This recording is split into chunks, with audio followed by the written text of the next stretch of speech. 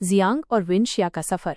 विनशिया ने सफर के लिए हाँ कर दी और जियांग हमेशा की तरह मना न कर सकी। एक साथ वो अपने घोड़ों पर सवार होकर मुश्किल रास्तों से गुजरे। कभी वो घोड़ों पर सवार होते और कभी उनके साथ पैदल चलते। शाम ढलते ही वो एक छोटे से गांव पहुंचे। पूरा दिन की थका देने वाली यात्रा के बाद उन्हें सुकून की तलाश थी। मुझे भूख लगी है, जियांग ने खामोशी तोड़ते हुए कहा। दोनों एक छोटी सी सराय में रुके, रात का खाना खाया और रात भर आराम करने का फैसला किया। लेकिन विनशिया ने कुछ और ही मशवरा दिया। हमें आज रात ही निकलना चाहिए, उसने पक्के इरादे से कहा।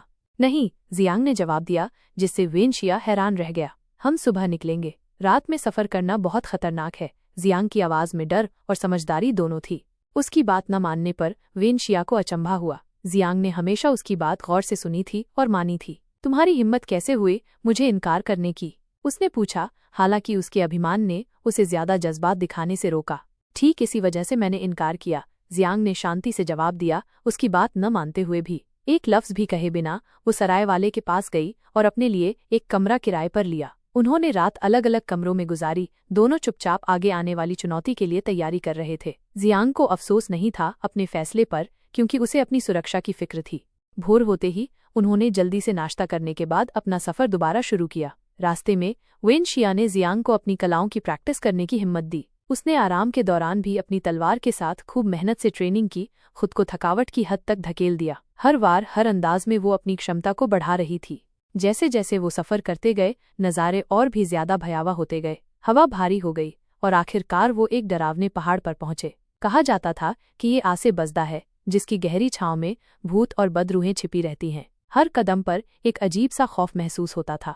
बिना किसी चेतावनी के उन पर हमला हुआ। भूतों के एक समूह ने हमला किया, जिसके साथ एक ताकतवर शैतान भी था। विनशिया ने तेजी से अपनी तलवार निकाली, लेकिन हमला बहुत जबरदस्त था। उसके हाथ जल्द ही आसेबाती जंजीरों से जकड़ गए थे। एक भूत रक्षक ने उसे जहरीली तलवार से वार किया। विनशिया बच निकला, लेकिन एक और शैतान ने उसे पीछे से मारा, जिससे वो कमजोर पड़ गया। वो दर्द से कराहा, पर हिम्मत नहीं हारी। जियांग इस दौरान एक भयानक फरेब में फंस गई। उसने खुद को एक गहरे गदले तालाब में फंसा हुआ पाया, जो सायेदार शक्लों से घिरा हुआ था, जो उस पर ऐसे जुर्म का इल्जाम लगा रहे थे जो उसने कभी किए ही नहीं थे। उनकी आवाजें एक ऊंची चीख में बदल गईं।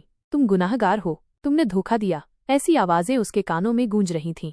सायों से एक तारीक शक्ल उभरी, उसकी आवाज नरम और मनहूस थी। मेरे पास आओ जियांग, उसने फुसफुसाया। मुझे कबूल करो और मैं तुम्हें असीम ताकत दूंगा। हम मिलकर इस दुनिया पर राज कर सकते हैं। जियांग ने अपना सर हिलाया और पीछे हट गई, हथियार डालने से इनकार कर दिया। लेकिन फरेब और गहरा होता गया। अचानक विनशिया उसके सामने आया, उसकी तलवार ऊंची उठी हुई थी। ये सब एक जाल था, उसने सर्द लहजे में कहा। मैंने तुम्हें सिर्फ खत्म करने के लिए ट्रेनिंग दी। उसकी आवाज में कोई हमदर्दी नहीं थी। इससे पहले कि वो जवाब देती, उसने अपनी तलवार उस पर चलाई। जियांग बमुश्किल हमले से बची और भाग निकली, सिर्फ अपनी माँ को अपने सामने खड़ा पाया, एक चमकती हुई रूहानी तलवार चलाती हुई। मैंने तुम्हें इसी पल के लिए पाला था, तुम्हें खत्म करने के लिए, उसकी माँ ने कहा। उसके लहजे में कोई प्यार नहीं था। इस कड़वी सच्चाई ने जियांग को अंदर तक हिला दिया। इस धोखे ने जियांग के इरादे को तोड़ दिया। वो अंधाधुंध भागी, हौलनाक नज़ारों से बचने की कोशिश कर रही थी। वो तारीक शक्ल जिसने पहले उसे लुभाया था, अब एक लड़की में बदल गई, जो बिल्कुल जियांग जैसी लगती थी। हमशक्ल ने उसकी तरफ मुस्कुराया, उसकी आंखें बुराई से भरी थीं। विनशिया जियांग की परेशानी को समझते हुए नए जोश से लड़ा। वो आसेबाती बंधनों से आज़ाद हो गया और फरेब को काबू करने वाले शैतान को तबाह कर दिया। जादू टूट गया और जियांग कांपते हुए और पीली पड़कर जमीन पर गिर गई। उसके सांस फूल रहे थे और जिस्म पसीने से भीगा हुआ था। विनशिया तेजी से उसके पास पहुंचा। क्या हुआ? तुमने क्या देखा? उसने नरमी से पूछा। जियांग खुद को बयान करने में नाकाम थी। इसके बजाय उसने उसे बाजुओं में भर लिया और सिसकियां भरने लगी। मुझसे वादा करो कि तुम मुझे कभी तकलीफ नहीं दोगे। मैंने कुछ भी गलत नहीं किया है। उसकी आवाज में बेचैनी और डर साफ झलक रहा था। विनशिया का लहजा नरम पड़ गया जब वो बोला, ये सिर्फ एक फरेब था जियांग, मैं तुम्हें कभी नुकसान नहीं पहुंचाऊंगा। तुम मेरी शागिर्द हो। उसने जियांग को यकीन दिलाया कि वो महफूज है। उसने उसे अपनी बाहों में उठा लिया। उसकी परेशान हालत के बावजूद उस पर उसका भरोसा था। जैसे ही वो जाने के लिए मुड़े, एक बचा हुआ शैतान ने अचानक हमला कर दिया। विनशिया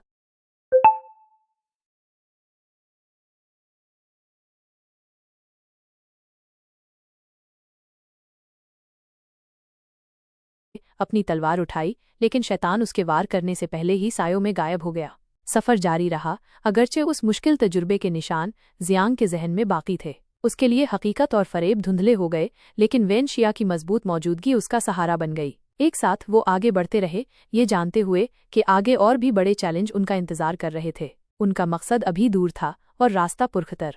how does this sound? Is this the kind? मुकद्दस पौधे की आजमाइश। सफर ने इम्तिहान की हदें पार कर दी थीं।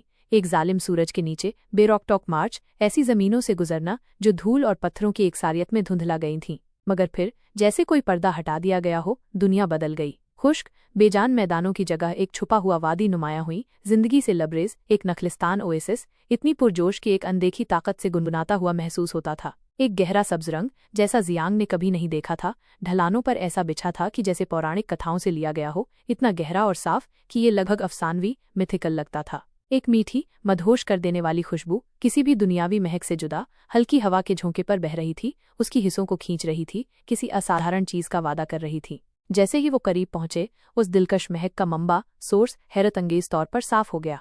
वादी के दिल में बसा हुआ जुमुरुदी काई के बिस्तर के बीच जो चमकती हुई महसूस होती थी, एक अकेला पौधा खड़ा था। उसके पत्ते सिर्फ सब्ज नहीं थे, वो एक शदीद, लगभग फॉस्फोरसेंट नूर से जगमगा रहे थे। एक पुरजोश जुमुरुदी चमक जो अपनी ही जिंदगी की धड़कन के साथ धड़कती थी, एक धड़कते दिल की ताल को आईना दिखा रही थी। ये एक ऐसा मंजर था जिसने उसकी सांस रोक दी। सबसे पुरानी फुसफुसाती कहानियों से सीधा निकला एक ख्वाब। मास्टर, देखिए, जियांग हैरत और अचानक उठी हुई बेकाबू जोश के साथ बोली। उसकी आवाज बेताब खुशी से भरी थी और उसने शानदार चमकते हुए पौधे की तरफ कांपते हाथ से इशारा किया। वो पौधा, ये तो कहानियों से भी ज्यादा खूबसूरत है। मैं जाती हूँ और इसे तोड़ लाती हूँ। उसकी घोड़ा अभी मुश्किल से रुका था कि उसने उतरना शुरू कर दिया था। उसकी बेताबी एक जंगली बेकाबू चीज थी जिसने उसकी हर एहतियात को दरकिनार कर दिया था। इनाम पहुंच में था और उस लम्हे किसी और चीज की कोई अहमियत नहीं थी। मगर वेन शिया का रद्दे अमल फौरी था। उसकी हरकत एक तेज हिफाजती झटके की तरह थी। नहीं, उसने हुक्म दिया। उसकी आवाज पुरसुकून हवा में कड़वी और अटल थी, एक फौरीपन से भरी हुई थी जिसने उसकी खुशी को चीर दिया। उसने अपना हाथ बढ़ाया, आहिस्ता मगर मजबूती से उसका हाथ पकड़कर उसे हरकत के बीच में ही रोक दिया। यहीं इंतजार करो, इस जगह से हिलना मत, मैं इसे लाऊंगा। ये पौधा, ये तुम्हारी सोच से भी ज्यादा खतरनाक हो सकता है। उसकी गिरफ्त अगरचे नाजुक थी, एक मुकम्मल अज़्म का पैगाम दे रही थी। उसे हालात की संगीनी समझाने की एक खामोश इल्तिजा थी। जियांग ठहर गई, उसका हाथ अब भी लगाम पर था। उसका दिल बेताबी और मायूसी के मिले जुले जज्बात से धड़क रहा था। झुंझलाहट का एक पल, तेज और गर्म, उसके अंदर से गुजर गया। वो मुजाहिरा करना चाहती थी, जोर देकर ये दलील देना चाहती थी कि वो अब बच्ची नहीं है, कि वो काबिल है, कि वो पौधे से पेश आने वाले किसी भी खतरे का सामना कर सकती है। क्या उसने बार बार खुद को साबित नहीं किया था? क्या उसने अभी अभी रहस्यमय धुंध को पार नहीं किया था? उसका एक हिस्सा अपनी ताकत दिखाना चाहता था, उसे ये जताना चाहता था कि वो भी योगदान कर सकती है, कि वो सिर्फ एक बोझ नहीं जिसे महफूज रखना है। मगर फिर उसने उसकी निगाहों से निगाहें मिलाईं। उसकी आंखें, जो आमतौर पर पुरसुकून थीं, उनमें एक अटल अज़्म था, एक गहरी, लगभग दर्दनाक चिंता थी जिसने उसके बागी ख्यालों को खामोश कर दिया। जिस तरह उसका हाथ बेसाख्ता उसकी पुरानी तलवार की मूठ पर गया, उसके जबड़े का हल्का सा कसना, ये उसकी काबिलियत पर शक की निशानियां नहीं थीं, बल्कि ऐसी अजीम, जादुई चीज़ों से जुड़ी बेपनाह ताकत और छुपे हुए खतरे के दरमियान नाजुक तवाज़ुन, बैलेंस की एक गहरी, लगभग रूहानी समझ का इजहार था। वो जानती थी कि उसके अल्फाज सिर्फ उसे महफूज रखने की ख्वाहिश से पैदा नहीं हुए थे, बल्कि सदियों से अनजाने का सामना करने के बाद हासिल की गई एक गहरी, ज्यादा बुनियादी, प्राइमेवल तबीयत से थे। ये उसके भरोसे की एक खामोश इल्तिजा थी, उसकी गहरी परवाह का एक मुजाहिरा। झुंझलाहट मिट गई, उसकी जगह एक ज्यादा नर्म, ज्यादा गर्म एहसास ने ले ली। ये वो इल्म था कि उसकी एहतियात गहरी मोहब्बत से पैदा हुई थी, उसे किसी भी नुकसान से बचाने की ख्वाहिश से, भले ही इसका मतलब उसे अपनी शोहरत के पल से महरूम करना हो। उनके दरमियान का अनकहा रिश्ता साझा मुश्किलों और अनकहे डर से गढ़ा गया। उस पल मजबूत हो गया। उसका शुरुआती डर, धुन से बची हुई बेचैनी, फिर से सामने आ गई। उसे याद दिला रही थी कि सारे खतरे दिखाई देने वाले नहीं होते, और सारे खतरे सिर्फ जोर जबरदस्ती से दूर नहीं किए जा सकते। उसकी हिफाजत कोई बेइज्जती नहीं थी, ये उसकी मोहब्बत का सबूत था, उसे महफूज रखने का एक खामोश वादा। इससे पहले कि वो कोई एतराज कर पाती या यहाँ तक कि नर्म ख्याल रखिए कहती, वेन शिया घोड़े से उतर चुका था। उसकी हरकतें धीमी, सोच समझ कर थीं, हर कदम अनजाने के खिलाफ एक नापा तुला पैमाना था। उसकी निगाह चमकते हुए पौधे पर जमी हुई थी, उसके चेहरे पर गहरा एहतराम, शदीद चौकसी और किसी अनपहचानी चीज का मिला जुला इजहार था। शायद गुजरे हुए लड़ाइयों, गुजरे हुए नुकसानों की याद। उसकी तलवार सदियों के जादू और अनगिनत लड़ाइयों की गूंज से भरी हुई फिलहाल म्यान में थी, लेकिन उसका हाथ उसकी मूठ पर टिका था, हल्की सी उकसाहट पर भी बाहर आने के लिए तैयार। वो ऐसे चल रहा था जैसे मुकद्दस जमीन पर चल रहा हो। उसकी हिस्सें तेज थीं, उसकी हर नस हवा में होने वाली हल्की सी तब्दीली के लिए तैयार थी। उसकी ताकतवर जादुई कुव्वत, जो आमतौर पर एक मुंतजिम लहर थी, अब सतह के नीचे गुनगुना रही थी। उससे एक ठोस ताकत निकल रही थी, किसी भी अनचाहे मुकाबले के लिए तैयार। पौधे के गिर्द की हवा, जो पहले से ही अपनी मीठी खुशबू से गाढ़ी थी, अब और गहरी होती हुई महसूस हुई, लगभग एक अनदेखी ताकत से झिलमिलाती हुई। जमीन से एक हल्की, लगभग नाकाबिले समात गूंज उठ रही थी, एक ऐसी गूंज जो पौधे की अपनी नूरानी धड़कन से मेल खाती थी। वादी, जो चंद लम्हे पहले इतनी पुरसुकून थी, अब एक अनदेखी जबरदस्त ताकत से भरी महसूस हो रही थी, आने वाले वाक़ये का दम साधे हुए थी। ऐसा लग रहा था कि हवा खुद एक जिंदा चीज है, देख रही है, इंतजार कर रही है। सूरज, जो इतना रोशन था, हल्का सा धुंधला गया, लंबी अजीबोगरीब परछाइयां डाल रहा था, जो हवा के हर फुसफुसाहट के साथ नाचती थी। एक कदीमी एहसास, फानी मॉर्टल समझ से परे ताकत का, वादी पर छा गया, जिससे जियांग के रोंगटे खड़े हो गए। वेनशिया ने एक और धीमा कदम आगे बढ़ाया। उसकी आंखें जमीन को स्कैन कर रही थीं, मिट्टी में होने वाली बारीक तब्दीलियों का अंदाजा लगा रही थीं, जिस तरह रोशनी पौधे के गिर्द खेल रही थी। उसे एक हल्की जादुई रुकावट महसूस हुई, लगभग नाकाबिले तशखीस, पौधे के गिर्द गर्मी की लहर की तरह चमकती हुई। ये जालिमाना नहीं थी, लेकिन एक वाज़ेह वार्निंग थी, एक खामोश रखवाला जो अपनी कीमती चीज की हिफाजत कर रहा था। उसे दूसरी, ज्यादा खतरनाक ताकतें महसूस हुईं, इल्यूजन, भ्रम की हल्की फुसफुसाहट, उसकी अपनी जादुई ताकत पर एक हल्का सा दबाव, जिसे उसे होशमंद होकर रोकना पड़ा। ये सिर्फ एक पौधा नहीं था, ये एक जादुई इकाई थी, अक्लमंद और चालाक, खुद की हिफाजत करने के ऐसे तरीकों से काबिल जो उसे अभी तक पूरी तरह समझ में नहीं आए थे।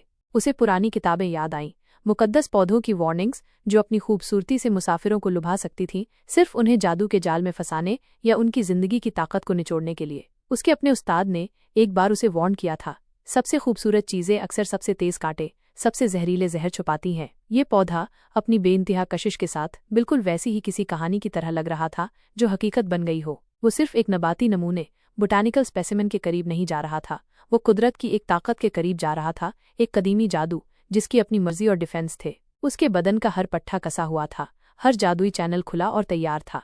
जियांग उसे देख रही थी, उसका दिल हलक में था। उसने उसके पोस्चर में होने वाली बारीक तब्दीलियां देखीं, जिस तरह उसके कंधे तन गए थे, उसकी भौहों में हल्की सी शिकन। वो लगभग उससे निकलती हुई ताकत को महसूस कर सकती थी, एक हिफाजती औरा जो किसी तरह दूर से भी उस तक पहुंच रहा था। उसे इस अनजाने खतरे का अकेले सामना करते हुए देखने का ख्याल, जबकि वो बेबसी से खड़ी थी, उसे अंदर ही अंदर खा रहा था। उसने अपनी मुट्ठियां भींच लीं, उसके होठों पर एक खामोश दुआ बन रही थी, उसकी सलामती के लिए एक इल्तिजा, एक दिली उम्मीद कि उसका मास्टर, उसका रखवाला सही सलामत बाहर निकलेगा। इस लम्हे उसकी तेज रूहानी ताकत एक गहरी कमजोरी से नरम हो गई थी, उस एक शख्स के लिए एक सच्चा डर, जिसने इस उलझी हुई दुनिया में उसका सहारा बन गया था। वादी, जो कभी उम्मीद की अलामत थी, अब एक आने वाले मुकाबले का स्टेज महसूस हो रही थी, और वो सिर्फ एक खामोश, परेशान मुशाहिद ऑब्जर्वर हो सकती थी। और एक नई उम्मीद। जियांग की आंखें चमक रही थीं। उस पुरानी किताब एंशिएंट टेक्स्ट में उसने जिस पौधे के बारे में पढ़ा था, वो बस यहीं, इस जादुई पहाड़ी पर मौजूद था। मैडम ली की बढ़ती हुई कमजोरी उसे हर पल सता रही थी, और उसे पता था कि ये पौधा ही उनकी आखिरी उम्मीद है। चलो साथ चलते हैं मास्टर, जियांग ने लगभग गिड़गिड़ाते हुए कहा। उसकी आवाज में एक अजीब सी बेताबी थी। मैं आपके साथ रहूंगी, मुझे अकेला मत छोड़िए। उसके दिल में एक अजीब सी घबराहट थी, पिछले कुछ दिनों के वाकयात ने उसे अंदर से हिला दिया था। वो वेनशिया से दूर नहीं होना चाहती थी, खासकर ऐसे खतरनाक सफर में। वेनशिया ने उसकी तरफ देखा, उसकी आंखों में अपनी चिंता, अपनी परवाह साफ नजर आ रही थी। उसने एक गहरी सांस ली, जैसे खुद को किसी आने वाले खतरे के लिए तैयार कर रहा हो। फिर उसने धीरे से अपनी चमकती हुई तलवार, ग्लोइंग स्वॉर्ड निकाली, जो उसके वजूद का एक हिस्सा थी। तलवार हवा में एक हल्की सी रोशनी छोड़ते हुए ठहर गई। संभल कर बैठो जियांग, उसने नर्म लहजे में कहा। उसके चेहरे पर एक हल्की सी मुस्कान थी, जो उसकी अंदरूनी बेचैनी को छुपा रही थी। उसने एक हाथ से तलवार को मजबूती से पकड़ा और दूसरे हाथ से जियांग को सहारा दिया, ताकि वो आराम से बैठ सके। एक पल के लिए उनके हाथ छू गए, और जियांग को एक अजीब सी गर्मी महसूस हुई, जो उसके दिल की धड़कन को तेज कर गई। ये स्पर्श उसे सुरक्षा का एहसास दिला गया, जैसे दुनिया की हर मुश्किल उसके मास्टर के साथ होने से छोटी पड़ गई हो। एक इशारे से तलवार हवा में ऊपर उठी, जैसे कोई पंछी उड़ चला हो। नीचे जमीन तेजी से दूर होती जा रही थी, और वे हवा में उड़ते हुए बादलों को चीरते हुए आगे बढ़ रहे थे। ग्रीन पैराडाइज माउंटेन की ओर उनका सफर शुरू हो चुका था। हवा उनके बालों से खेल रही थी, और जियांग ने पहली बार इस सफर का मजा लिया। वेनशिया ने एक नज़र उस पर डाली और उसकी आंखों में एक अजीब सी चमक देखी, शायद सुकून, शायद हिम्मत। पहाड़ों का रहस्य और कीड़ों का हमला। पहाड़ पर पहुंचते ही एक अजीब सी खामोशी, ईरी साइलेंस छा गई। यहाँ कोई इंसान नहीं था, बस पत्थरों की गूंज और हवा की सरसराहट। ऊंचे डरावने पहाड़ उन्हें घेरे हुए थे, जैसे कोई अदृश्य दीवार। वेनशिया को महसूस हुआ कि यहाँ की हवा में एक अजीब सी रुकावट है। उनकी जादुई ताकत, स्पिरिचुअल पावर अब काम नहीं कर रही थी। उड़ना अब मुमकिन नहीं था। ये जानकर दोनों तलवार से उतरे और पैदल ही आगे बढ़ने लगे। आगे एक पतली टूटी हुई पथरीली राह थी, जिसके कोने पर वही पौधा नजर आया जिसकी उन्हें तलाश थी। जैसे ही उन्होंने पहला कदम रखा, जमीन ने एक अजीब सी कंपन महसूस की। उनके पैरों के नीचे पत्थर दरकने लगे और एक तेज गड़गड़ाहट, रम्बलिंग की आवाज आई। जियांग अचानक डर गई और उसका हाथ अनायास ही वेनशिया के हाथ में चला गया। वेनशिया ने उसका हाथ कसकर पकड़ लिया, जैसे कह रहा हो, मैं तुम्हारे साथ हूँ। इस स्पर्श में भरोसा और एक गहरा स्नेह, अफेक्शन था। एक दूसरे का हाथ पकड़े हुए, हर कदम को तौलते हुए वो खतरनाक रास्ते पर आगे बढ़े। पत्थरों से गिरती हुई बारीक धूल उनके ऊपर पड़ रही थी और रास्ते में कई जगहें ऐसी थीं जहां एक गलत कदम उन्हें गहरी खाइयों में धकेल सकता था। जियांग की सांसें तेज हो गई थीं, लेकिन वेनशिया की मजबूत पकड़ उसे हिम्मत दे रही थी। तभी अचानक छोटे छोटे काले बिंदु हवा में तैरते हुए नजर आए। वो नजदीक आते ही कीड़ों में बदल गए, छोटे मगर जबरदस्त ताकत वाले कीड़े। ये इतने छोटे थे कि उन्हें देखना मुश्किल था, लेकिन उनकी रफ्तार बिजली सी तेज थी। वो सीधे उनके मुंह पर हमला करने लगे, उनके होठों पर, नाक पर और आंखों के करीब डंक मार रहे थे। हर डंक एक तेज जलन छोड़ रहा था और जल्द ही जियांग को चक्कर, डिसोरिएंटेशन आने लगे। उसकी नजरें धुंधलाने लगी और उसका संतुलन बिगड़ गया। मास्टर, उसने दर्द से कराहते हुए कहा, लेकिन उसकी आवाज कोहरे और कीड़ों के भिनभिनाने में खो गई। वेनशिया भी उन पर टूट पड़े, अपनी तलवार से उन्हें दूर भगाने की कोशिश कर रहा था, लेकिन वे इतने ज्यादा थे कि उन पर काबू पाना मुश्किल हो रहा था। इसी अफरा तफरी में एक घना कोहरा अचानक उन्हें घेर गया। ये कोहरा इतना घना था कि अपनी ही परछाई भी नजर नहीं आ रही थी। जियांग, जो पहले से ही कीड़ों के हमलों से बेहाल थी, इस कोहरे में अपना कंट्रोल खो बैठी। उसका पांव फिसला और वो चीखती हुई नीचे पतली राह से गहरी खाइयों की तरफ लुढ़कने लगी। जियांग, वेनशिया ने दिल दहला देने वाली आवाज में पुकारा। एक पल भी सोचे बिना उसने अपनी जान की परवाह न करते हुए छलांग लगा दी। उसने आखिरी पल में जियांग को पकड़ा, उसके हाथ उसके कपड़ों में कस गए। वे दोनों हवा में झूलते रहे, खाई की गहराइयां उनके नीचे थीं। वेनशिया ने उसे ऊपर खींचने के लिए अपनी पूरी ताकत लगा दी। उसकी नसों में दर्द उठने लगा। जियांग भी अपनी तरफ से पूरी कोशिश कर रही थी, अपने पैरों से पत्थरों को टटोल रही थी, ऊपर चढ़ने के लिए जोर लगा रही थी। हर सांस के साथ संघर्ष करते हुए और हाथ फिसलने के डर से उन्होंने एक दूसरे को सहारा दिया। वेनशिया का चेहरा पसीने और धूल से सना था, लेकिन उसकी पकड़ मजबूत थी। जियांग ने देखा कि उसके हाथ छिल गए हैं, लेकिन वो रुक नहीं रहा था। आखिरकार एक भयानक संघर्ष, स्ट्रगल के बाद वो महफूज जगह पर पहुंच गए। जियांग जमीन पर गिरी, हांफती हुई। उसके पूरे बदन में दर्द था, लेकिन वो जिंदा थी। वेनशिया भी उसके बगल में बैठ गया, उसकी सांसें तेज थीं। एक पल के लिए उसने जियांग को देखा, उसकी आंखों में राहत के साथ एक गहरी नाराजगी भी थी। ज्यादा एहतियात बरतनी चाहिए, जियांग, उसने लगभग डांटते हुए कहा, लेकिन उसकी आवाज में एक हल्की सी कंपी थी। अब ऐसी कोई और परेशानी नहीं होनी चाहिए। उसकी चिंता उसके गुस्से से ज्यादा थी। जियांग, जो अभी तक सदमे में थी और कांप रही थी, लेकिन सही सलामत थी, ने पलटवार किया। मैंने क्या गलती की? मैंने ये सब मांगा थोड़ी था, ये सब अपने आप हुआ। उसकी आवाज में बेबसी थी, लेकिन वेनशिया अपनी जगह से टस से मस नहीं हुआ। उसने कोई हमदर्दी, सिंपैथी नहीं दिखाई, हालांकि उसके दिल को भी ये देखकर तकलीफ हुई थी कि जियांग कितनी डरी हुई थी। पौधे की प्राप्ति और पत्थरों का कहर। उन्होंने अपना सफर जारी रखा। दोनों ने एक दूसरे से ज्यादा बात नहीं की, लेकिन उनके बीच एक अजीब सी खामोशी, अंडरस्टैंडिंग थी। आखिरकार वो उस पौधे तक पहुंच गए, माइनस वही चमकता हुआ पौधा जो मैडम ली को बचाने वाला था। वेनशिया ने बिना किसी हिचकिचाहट के उसे तोड़ा। जैसे ही पौधे का डंठल टूटा, एक भयानक चीख सी आवाज आई और पूरे पहाड़ ने जैसे एक करवट ली। ऊपर से बड़े बड़े पत्थर तेजी से गिरने लगे, जिससे रास्ता बंद होता जा रहा था। भागो जियांग, वेनशिया ने चीख कर कहा और उसका हाथ पकड़कर उसे खींचा। दोनों ने अपनी पूरी ताकत से भागना शुरू किया, मलबे और पत्थरों की बारिश से बाल बाल बचते हुए। एक विशालकाय पत्थर उनके पीछे जोरदार आवाज के साथ गिरा, उनके भागने की जगह को पूरी तरह बंद कर दिया। वो बच निकले थे, लेकिन अब वापसी का रास्ता पूरी तरह से बंद हो चुका था। डोमिंग से मुलाकात, एक कलाकार या योद्धा। वापस लौटते वक्त जब वे एक नई राह पर थे, उन्हें एक नौजवान लड़का मिला। वो जमीन पर पड़ा था, उसके चेहरे का रंग पीला पड़ा था और वो बहुत बीमार, ग्रेवली इल लग रहा था। उसके पैरों में गहरे जख्म थे। जियांग, जिसका दिल हमेशा दूसरों के लिए पिघल जाता था, तुरंत उसके पास दौड़ गई। मास्टर, इसकी मदद करें, उसने वेनशिया से कहा। उसकी आवाज में बेबसी थी।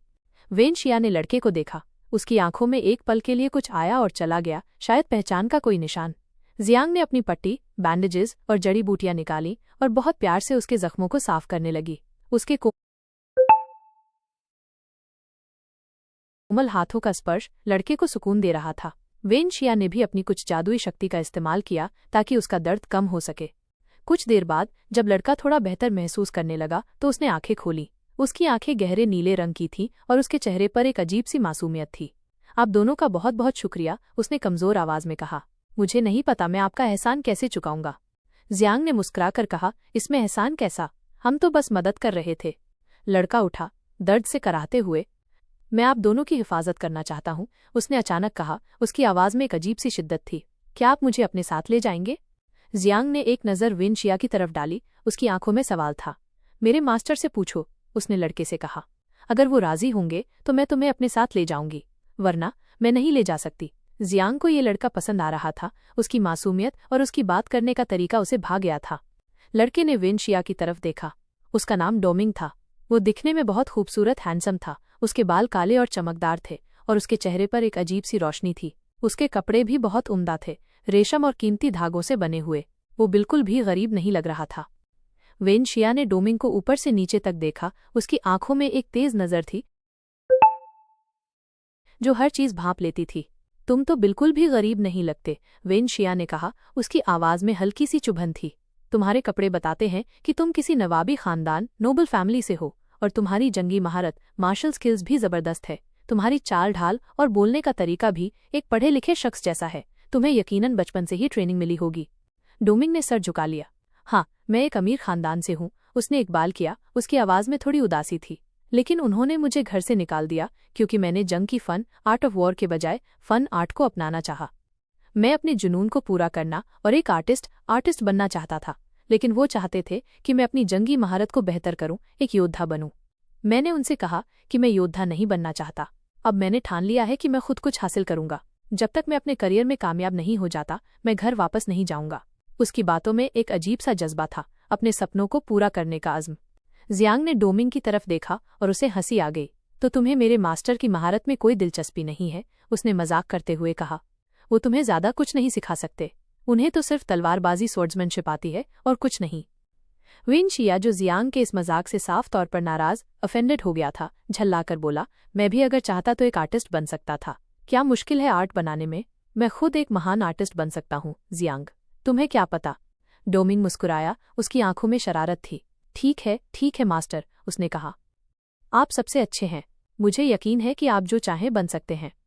उन तीनों के बीच हंसी मजाक चलता रहा और इस नए साथी के साथ उनका घर वापसी का सफर थोड़ा हल्का और मजेदार हो गया। घर वापसी और उम्मीद की किरण। अपनी मंजिल पर पहुंचते ही जियांग ने बिना एक पल की भी देरी किए उस पौधे से दवा तैयार की जो उन्होंने मुश्किल से हासिल की थी। उसके हाथ कांप रहे थे, लेकिन उसका दिल उम्मीद से भरा था। उसने जल्दी से वो दवा मैडम ली को दी, जो अपनी चारपाई पर लेटी हुई कमजोर और बेजान लग रही थीं। जियांग ने उनका हाथ अपने हाथ में लिया और प्यार से उनके माथे पर हाथ फेरा। माँ, आप ठीक हो जाएंगी, उसने फुसफुसाते हुए कहा। उसकी आंखों में आंसू थे, लेकिन एक नई उम्मीद की चमक भी थी। वेनशिया और डोमिंग बाहर इंतजार कर रहे थे। उनके दिलों में भी मैडम ली की सेहत के लिए दुआ थी।